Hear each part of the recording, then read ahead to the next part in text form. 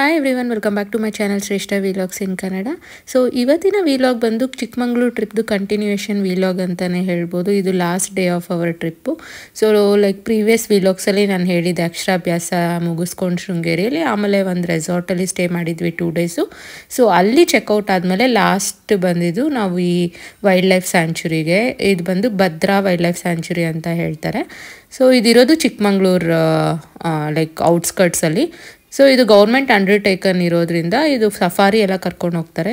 So ನಮಗೆ ಗೊತ್ತಿರಲಿಲ್ಲ timings ಎಲ್ಲ. ಸೊ ನಾವು ಆಲ್ಮೋಸ್ಟ್ 1 o'clock 1:30 ಬಂದುಬಿಟ್ಟಿದ್ವಿ. ಬಟ್ ಆ್ಯಕ್ಚುಲಿ ಬ್ಯಾಚ್ ಇದು ಬಂದು 3 o'clockಗೆ. ಸೊ ನೀವೇನ ಪ್ಲ್ಯಾನ್ ಮಾಡಿದ್ರೆ, so first batch early morning 6 o'clock ಇರುತ್ತೆ, ಆಫ್ಟರ್ನೂನ್ ಬ್ಯಾಚು 3:30 ಇರುತ್ತೆ. ಸೊ ಅದನ್ನು ನೋಡ್ಕೊಂಡು ನೀವು ಬನ್ನಿ. ಸೊ ಇದು ಬಂದು ಆ ಗೌರ್ಮೆಂಟ್ ಅವ್ರದ್ದು ಎಲ್ಲಿಂದ ನಮ್ಮನ್ನು ಕರ್ಕೊಂಡು ಹೋಗ್ತಾರಲ್ಲ ಸಫಾರಿ, ಅದು ಪ್ಲೇಸ್ ಇದು.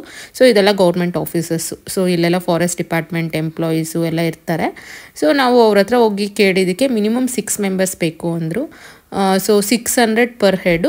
ಇಲ್ಲ ನಾವು 2 ಮೆಂಬರ್ಸೇ ಹೋಗ್ತೀವಿ ಅಂದರೆ 3600 ಫುಲ್ ಜೀಪ್ ಚಾರ್ಜಸ್ನ ಪೇ ಮಾಡಬೇಕು ಅಂದು. ಸೊ ಹೆಂಗೂ 3 o'clockವರೆಗೂ ವೆಯ್ಟ್ ಮಾಡೋಣ, ಹಂಗೂ ಯಾರೂ ಬರಲಿಲ್ಲ ಅಂದರೆ ಏನು ಆಪ್ಷನ್ ಇರಲಿಲ್ಲ, ಅಷ್ಟು ಪೇ ಮಾಡಿ ಹೋಗಲೇಬೇಕಿತ್ತು. ಸೊ ಇದು ಬಂದು ಎಂಪ್ಲಾಯೀಸ್ ಅವ್ರು ಏನು ಇರ್ತಾರಲ್ವ ಫಾರೆಸ್ಟ್ ಡಿಪಾರ್ಟ್ಮೆಂಟಲ್ಲಿ, ಅದರಲ್ಲಿ ಒಬ್ಬರು ಕೋಟ್ರಸ್ಸಲ್ಲೇ ಇರೋರು ಮನೆಯಲ್ಲೇ ಹೋಟೆಲ್ ಥರ ಮಾಡ್ಕೊಂಡಿದ್ದಾರೆ. ಮ್ಯಾಗಿ ಮತ್ತು ನಾರ್ಮಲ್ ಅನ್ನ ಸಾಂಬಾರು ಹಪ್ಪಳ ಈ ಥರ ಸಿಂಪಲ್ ಊಟ ಕೊಡ್ತಾರೆ ಬೇಕಾದರೆ ಬಂದವ್ರಿಗೆ. ಅಂದರೆ ಏನು ಬೇರೆ ಹೈಫೈ ಎಲ್ಲ ಎಕ್ಸ್ಪೆಕ್ಟ್ ಮಾಡೋಂಗಿಲ್ಲ, ಜಸ್ಟ್ ಇಷ್ಟೇ ಸಿಗೋದಲ್ಲಿ. ಮತ್ತು ಕಾಫಿ ಟೀ ಬೇಕಾದ್ರೆ ಕೊಡ್ತಾರೆ. ಇದು ಬಂದು ಲೈಕ್ ಡಿಪಾರ್ಟ್ಮೆಂಟ್ ಅವ್ರು ಸಾಕ್ಕೊಂಡಿರೋಂಥ ಒಂದು ಜಿಂಕೆ. ಇದ್ರ ತಾಯಿ ಹಿಂಗೆ ಹುಲಿ ಬಾಯಿಗೆ ಸಿಕ್ಕಿರೋದ್ರಿಂದ ಅವರು ಪಾಪ ಚಿಕ್ಕ ಮರಿಯಲ್ಲೇ ಕರ್ಕೊಂಬಂದು ಇಲ್ಲಿ ಸಾಕ್ಕೊಂಡಿದ್ದಾರೆ. ಅದು ಎಲ್ಲ ಕಡೆ ಆರಾಮಾಗಿ ಓಡಾಡ್ಕೊಂಡಿತ್ತು. ಸೊ ಆಲ್ಮೋಸ್ಟ್ ಇವಾಗ 3:30 ಆಗಿದೆ. ಆ್ಯಕ್ಚುಲಿ ಅಷ್ಟರಲ್ಲಿ ಇನ್ನೊಬ್ಬರು ಫ್ಯಾಮ್ಲಿ ಬಂದರು, ನಮಗೂ ಒಂಥರ ಸೇವ್ ಆಯಿತು ಮನಿ ಅಂತಲೇ ಹೇಳ್ಬೋದು. ಸೊ ನಾವು ಅಡಲ್ಟ್ಸ್ 2 ಮೆಂಬರ್ಸು ಮತ್ತು ಮಕ್ಳಿಗೆ ಫ್ರೀ ಆಯಿತು. ಮತ್ತು ಅವರೊಂದು 4 ಮೆಂಬರ್ಸ್, ಅವರೆಲ್ಲ ಅಡಲ್ಟ್ಸೇ ಇದ್ದರು. ಸೊ ಟೋಟಲ್ 6 ಮೆಂಬರ್ಸು ಎಲ್ಲ ಪೇ ಮಾಡಿ ನಮಗಂತೂ ಒಂದು ಬ್ಯಾಚ್ ಥರ ಆಯಿತು. ಸೊ ಇವಾಗೆಲ್ಲ ಸಫಾರಿ ಹೋಗ್ತಾ ಇದ್ದೀವಿ.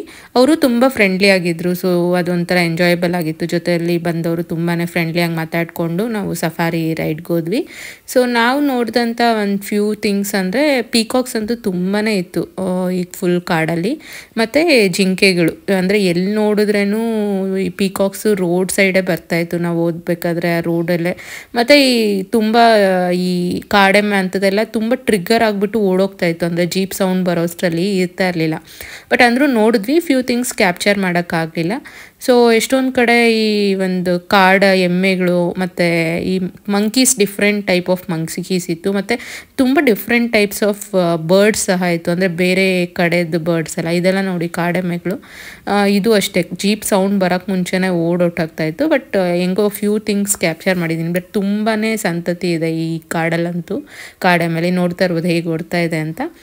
ಸೊ ಹೀಗಿತ್ತು ಒಂಥರ ಸಫಾರಿ ಅಂತೂ ತುಂಬ ಎಂಜಾಯಬಲ್ ಆಗಿತ್ತು. ಮತ್ತು ಆ ಜಿಂಕೆ ಯಾವುದು ಅವ್ರು ಸಾಕ್ಕೊಂಡಿದ್ದಾರಲ್ಲ, ಸೊ ಅದ್ರ ಹೆಸರು ರಾಣಿ ಅಂತ. ಈ ಕಾಡಿಂದ ತುಂಬಾ ಜಿಂಕೆಗಳೆಲ್ಲ ಹೋಗುತ್ತಂತೆ ಅಲ್ಲಿ ಕೋಟ್ರಸ್ ಹತ್ರ, ಅಂದರೆ ಚಿರತೆ ಎಲ್ಲ ಹೋಗುತ್ತಂತೆ. ನನಗಂತೂ ಫುಲ್ ಕೇಳಿ ಭಯ ಆಯಿತು. ನಾವು ಈ ಥರ ಓಪನ್ ಜೀಪಲ್ಲಿ ಬೇರೆ ಹೋಗ್ತಾ ಇದ್ದೀವಿ, ಏನು ಡೇಂಜರ್ ಇಲ್ವಾ, ಚಿರತೆಗಳಿರುತ್ತೆ ಹುಲಿಗಳಿರುತ್ತೆ ಅಂತ ಕೇಳಿದ್ವಿ. ಅವರು ಇವತ್ತವರೆಗೂ ಅಂಥ ಇನ್ಸಿಡೆಂಟ್ ಏನಾಗಿಲ್ಲ ಅಂತ ಹೇಳಿದ್ರು. ಬಟ್ ಸ್ಟಿಲ್ ಸಫಾರಿ ಮುಗಿಯೋ ತನಕನೂ ನಮಗೆ ಒಂಥರ ಟೆನ್ಷನ್ ಇತ್ತು, ಏನೂ ಒಂದು ಪ್ರೊಟೆಕ್ಷನ್ ಸಹ ಇರಲಿಲ್ಲ. ಬಟ್ ಎಂಜಾಯ್ ಅಂತೂ ಮಾಡಿದ್ವಿ ಅಂತಲೇ ಹೇಳ್ಬೋದು. ಪೀಕಾಕ್ಸು ಮತ್ತು ಈ ಥರ ಎಲ್ಲ ಅನಿಮಲ್ಸ್ ನೋಡಿಕೊಂಡು. ಬಟ್ ಪ್ರೀವಿಯಸ್ ಬ್ಯಾಚ್ ಅವ್ರಿಗೆ ಆನೆ ಸಹ ಕಾಣಿಸ್ತು ಅಂತ ಹೇಳಿದ್ರು, ಅಂದರೆ ಮಾರ್ನಿಂಗ್ ಬ್ಯಾಚ್ ಅವ್ರಿಗೆ. ಬಟ್ ಆನೆ ಒಂದು ಡೇಂಜರ್ ಅಂತ ಹೇಳಿದ್ರು, ಯಾಕಂದರೆ ಅಟ್ಯಾಕ್ ಮಾಡೋದು ಆನೆ ಒಂದೇ ಅಂತೆ, ಇನ್ಯಾವ ಅನಿಮಲ್ಸು ಅಷ್ಟು ಈಸಿಯಾಗಿ ಅಟ್ಯಾಕ್ ಮಾಡಲ್ಲ, ಹತ್ರನೂ ಬರಲ್ಲ ಅಂತ ಹೇಳಿದ್ರು. ಸೊ ಹೀಗೆ ನಮ್ಮದು ಸಫಾರಿ ಅಂತೂ ತುಂಬಾ ಚೆನ್ನಾಗಿತ್ತು. ಅದು ರಾಣಿ ಹತ್ರ ಲೈಕ್ ಈ ಜಿಂಕೆಗಳು ಎಲ್ಲ ಹೋಗಿ ಪಾಪ ಮಿಂಗಲ್ ಆಗುತ್ತಂತೆ. ಬಟ್ ಆ ರಾಣಿ ಮಾತ್ರ ಏನೇ ಮಾಡಿದ್ರೇನು ಮತ್ತೆ ಅದು ರಿಟರ್ನ್ ಕೋಟ್ರಸ್ಗೆ ಬಂದುಬಿಡುತ್ತೆ ಅಂತ ಹೇಳ್ತಾಯಿದ್ರು. ಪ್ರಾಣಿಗಳು ನೋಡಿ ನಂಬಿಟ್ರೆ ಎಷ್ಟು ಇಷ್ಟ ಬೀಳ್ತಾರೆ ಅಂತ. ಸೊ ನೆಕ್ಸ್ಟ್ ಇಲ್ಲೆಲ್ಲ ಸಫಾರಿ ಮುಗಿಸ್ಕೊಂಡು ನೆಕ್ಸ್ಟ್ ನಾವಿನ್ನು ರಿಟರ್ನ್ ಆದ್ವಿ. ಯಾಕಂದರೆ ಆಲ್ರೆಡಿ ನಾವು ಕೋಲಾರ್ಗೆ ರಿಟರ್ನ್ ಆಗಬೇಕಾಗಿತ್ತು. ಸೊ ಟೈಮ್ ಬೇರೆ ಆಗಿತ್ತು, ಅಂದರೆ ಆಲ್ಮೋಸ್ಟ್ 5 o'clock ಆಗಿತ್ತು. ಸೊ ಆ್ಯಕ್ಚುಲಿ ನಮಗೆ ಪ್ಲಾನ್ ಇದ್ದಿದ್ದು ಮುಳ್ಳಯ್ಯನಗಿರಿ ಬೆಟ್ಟಕ್ಕೆ ಹೋಗಬೇಕು ಅಂತ. ಬಟ್ ಇನ್ನು ಲೇಟಾಗಿ ಹೋಗುತ್ತೆ ಅಂದ್ಬಿಟ್ಟು ನೆಕ್ಸ್ಟ್ ನಾವು ಬಂದಿದ್ದು ಶೂಟಿಂಗ್ ಸ್ಪಾಟ್ ಅಂತ. ಇದು ಆನ್ ದ ವೇ ಬರಬೇಕಾದ್ರೆ ಅವರೇ ಸಜೆಸ್ಟ್ ಮಾಡಿದ್ರು, ಒಂದು 4 kilometers ಇದೆ, ನೋಡ್ಕೊಂಡು ಹೋಗಿ, ತುಂಬ ಚೆನ್ನಾಗಿದೆ ಅಂತ. ಸೊ ಇಲ್ಲಿ ಬರೋಷ್ಟರಲ್ಲಿ ಒಂದು 4:30 ಹಂಗಾಗಿತ್ತು.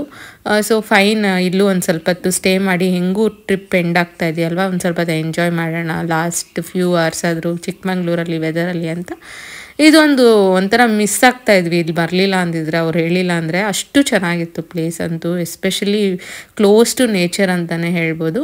ಸೊ ಹೆಂಗೂ ಟೆಂಟೆಲ್ಲ ತಂದಿದ್ವಿ. ಸೊ ಒಂದು ಸ್ವಲ್ಪ ಬಿಸಿಲು ಅನ್ನಿಸ್ತಾ ಇತ್ತು. ಸೊ ಟೆಂಟೆಲ್ಲ ನಾನು ಹಾಕ್ತಾಯಿದ್ದೀನಿ. ಅಷ್ಟರಲ್ಲಿ ಇವರೆಲ್ಲ ಎಕ್ಸ್ಪ್ಲೋರ್ ಮಾಡ್ತಾ ಇದ್ದಾರೆ. ಇದು ಅಂದರೆ ಇಷ್ಟು ಒಂದು ಕಾಡಿರೋವಂಥದ್ದು ಒಂದು ನೇಚರ್ಗೆ ಹತ್ರ ಇವ್ರು ಯಾವತ್ತೂ ಬಂದಿರಲಿಲ್ಲ ಮಕ್ಕಳು. ಸೊ ಫಸ್ಟ್ ಟೈಮ್ ನೋಡೋಷ್ಟ್ರಲ್ಲಿ ಅವ್ರಿಗೂ ಖುಷಿ ಆಯಿತು. ನೆಕ್ಸ್ಟು ಟೆಂಟಲ್ಲಿ ಸ್ವಲ್ಪತ್ತೆಲ್ಲ ನಾವೆಲ್ಲ ಕೂತ್ಕೊಂಡು ಸ್ನ್ಯಾಕ್ಸು ಎಲ್ಲ ತಂದಿದ್ವಿ, ಅದನ್ನೆಲ್ಲ ಎಂಜಾಯ್ ಮಾಡಿದ್ರಿ. ಸೊ ಜೊತೆಗೆ ಒಂದು ಸ್ವಲ್ಪ ಹೊತ್ತು ಮಲಗಿದ್ರು ಅಂತಲೂ ಹೇಳ್ಬೋದು, ಯಾಕಂದರೆ ಟ್ರಾವೆಲ್ ಮಾಡಿ ಮಕ್ಕಳಿಗೆಲ್ಲ ಸುಸ್ತಾಗಿತ್ತು. ಸೊ ಇದೊಂದು ಪ್ಲೇಸಲ್ಲಿ ನೆಮ್ಮದಿಯಾಗಿ ಮಲ್ಕೊಳ್ಳಬಹುದು ಅಂತಲೇ ಹೇಳ್ಬೋದು. ಆ್ಯಕ್ಚುಲಿ ನೀವೇನಾದರೂ ಈ ಥರ ಚಿಕ್ಕಮಂಗ್ಳೂರು ಬಂದಾಗ ಸಫಾರಿ ಎಲ್ಲ ಹೋಗಿದ್ರೆ, ಅಂದರೆ ಆ ಪರ್ಟಿಕ್ಯುಲರ್ ಪ್ಲೇಸ್ಗೆ ಹೋದರೆ ಆನ್ ದ ವೇನೇ ಇದಿರೋದು ಶೂಟಿಂಗ್ ಸ್ಪಾಟ್ ಅಂತ. ನೀವೆಲ್ಲ ಬಂದು ಲೈಕ್ ಇದು ನೋಡ್ಬೋದು. ಒಂದು ವರ್ತ್ ಅಂತಲೇ ಅನಿಸ್ತು ಬಂದಿದ್ದು. ಸೊ ನೆಕ್ಸ್ಟು ನಾವೆಲ್ಲ ಫುಲ್ಲು ರೆಸ್ಟೆಲ್ಲ ತೊಗೊಂಡು ಆಲ್ಮೋಸ್ಟ್ 2 hours ಇದ್ವಿ ಈ ಪ್ಲೇಸಲ್ಲಿ ಅಂತ ಹೇಳ್ಬೋದು. ನೋಡಿ ಆಲ್ಮೋಸ್ಟ್ ಸಂಜೆ ಆಗ್ತಾಯಿದೆ. ನಾವು ಬಂದಿದ್ದು ಲೈಕ್ ಒಂದು 4 ಹಂಗೆ, ಬಟ್ 4 ಅಲ್ಲ, ಒಂದು 5 ಆಗಿತ್ತು. ಬಟ್ ನಾವು ಇಲ್ಲಿಂದ ಬಿಡೋಷ್ಟರಲ್ಲಿ 7 ಆಯಿತು. ಅಂದರೆ ಆಲ್ಮೋಸ್ಟ್ 2 hours ಇದ್ವಿ ಅಂತಲೇ ಹೇಳ್ಬೋದು. ಯಾಕಂದರೆ ಹೆಂಗೂ ನೈಟ್ ಜರ್ನಿ ಮಾಡೋಣ ಅಂತಲೇ ಅಂದ್ಕೊಂಡು ಬಂದ್ವಿ.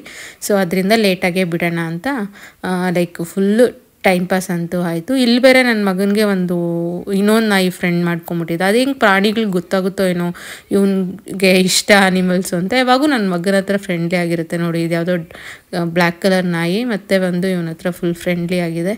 ರೆಸಾರ್ಟಲ್ಲೂ ಹಂಗೆ ಒಂದು ನಾಯಿ ಸಿಕ್ಕಿತ್ತು, ಮತ್ತು ಫಾಲ್ಸ್ ಹತ್ರನೂ ಒಂದು ಹಸು ಸಿಕ್ಕಿತ್ತು ಇವನಿಗೆ. ಹಂಗೆ ಎಲ್ಲ ಆನಿಮಲ್ಸು ಇವ್ನಿಗೆ ಅಟ್ರಾಕ್ಟ್ ಆಗಿ ಅವನ ಹತ್ರನೇ ಬರುತ್ತೆ. ಸೊ ಫೈನಲಿ ಇನ್ನೇನು ನಮ್ಮದು ಟ್ರಿಪ್ಪು ಎಂಡ್ ಆಗಿದೆ. ರಿಟರ್ನ್ ಕೋಲಾರಿಗೆ ಬರ್ತಾಯಿದ್ದೀವಿ. ಹೇಗಿತ್ತು ಈ ಟ್ರಿಪ್ ಅನ್ನೋದ್ರ ಬಗ್ಗೆ ನಂಗೆ ಕಮೆಂಟ್ಸಲ್ಲಿ ತಿಳಿಸಿ. ಇನ್ನೂ ಯಾರೆಲ್ಲ ಚಾನಲ್ ಸಬ್ಸ್ಕ್ರೈಬ್ ಮಾಡ್ಕೊಳ್ತೀನ ನೋಡ್ತಾ ಇದ್ರು, ದಯವಿಟ್ಟು ಸಬ್ಸ್ಕ್ರೈಬ್ ಮಾಡ್ಕೊಳ್ಳಿ. ಕೊನೆ ತನಕ ನೋಡ್ತಾ ಇರೋ ನಿಮ್ಮೆಲ್ಲರಿಗೂ ಥ್ಯಾಂಕ್ಸ್ ಹೇಳ್ತಾ ಈ ವಿಲಾಗ್ನ ಇಲ್ಲಿಗೆ ಮುಗಿಸ್ತಾ ಇದ್ದೀನಿ. ಮತ್ತೆ ಸಿಗೋಣ.